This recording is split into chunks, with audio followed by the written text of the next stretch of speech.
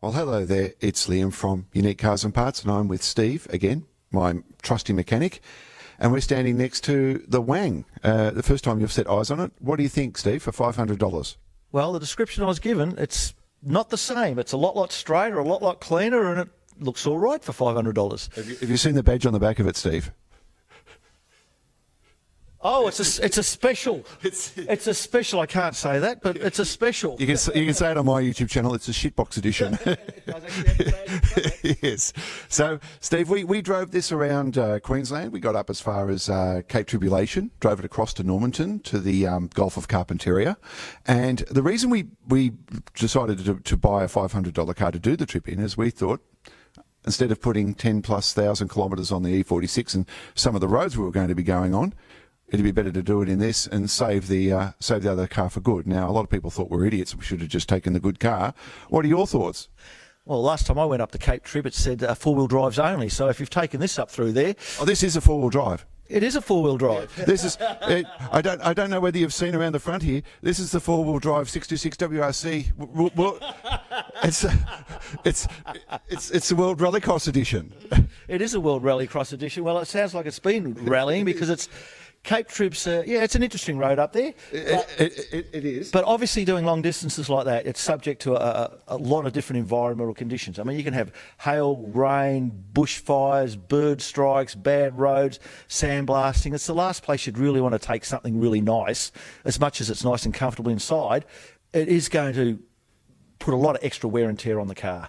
So a good choice is to get something like this as spot-on condition and go and enjoy yourself. Well, we had a few incidents. The front bumper had a couple of marks on it, but if you have a look at it now, it's got lots of... So I don't know whether the flexing or all of the insects we hit.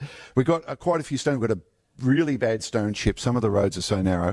A road train kicked up a really bad stone chip on the windscreen, which we got repaired at Mount Isa. Another stone chip come up here and smashed the protector, but saved the headlight. And this is the glass headlight edition. How long has it been since you worked on a car with glass headlights? Now, I know you're going to say yesterday because you've got a couple of old Mercs up there. Well, I go back to BMs. I can think of E36s, but everything else has got the polycarbonate type lenses on them now, which are very, very good for the occasional stone strike. But they do tend to fog up and fade and become opaque, which is a real shame. So, Steve, we've called this car the Wang. Mr. and Mrs. Wang owned it. It was actually Chi Wang that owned the car, and I think it's great that the Chinese can come out to Australia, and a lot of Chinese do Anglicise their names. And I was thinking to myself, well, if they had have migrated to England instead of migrating to Australia, they might have changed instead of just calling themselves the Wang, they might have been Mr. and Mrs. Longfellow. Longfellow. Yes. Or if they went to America, for example, they'd call themselves Mr. and Mrs. Johnson. Johnson? Yes. But no, they stuck with Wang, and good on them, and this is what we've called the Wang. Now, the reason I brought it in is to show it a bit of love, because we're going to attempt across the Nullarbor in it, just because it's there.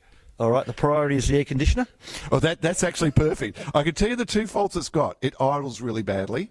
It needs a new fuel filter at the very least, and I reckon it's got a bit of an exhaust leak. Shall we start her up and see? Let's give it a go, and you start her and I'll put the microphone down, so we'll see if we can hear it.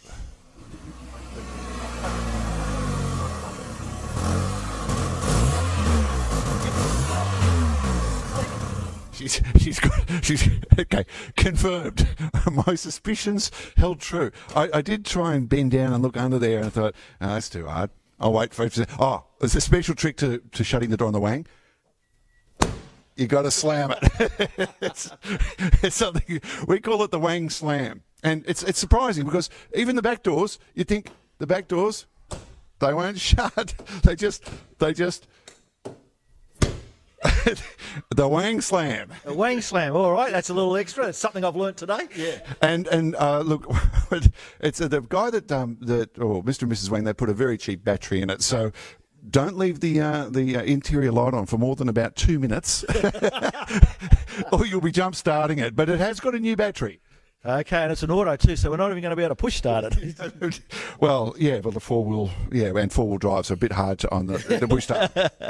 Well, Steve, I'm going to leave this in your capable hands. I'd be interested to see what the upshot of it is.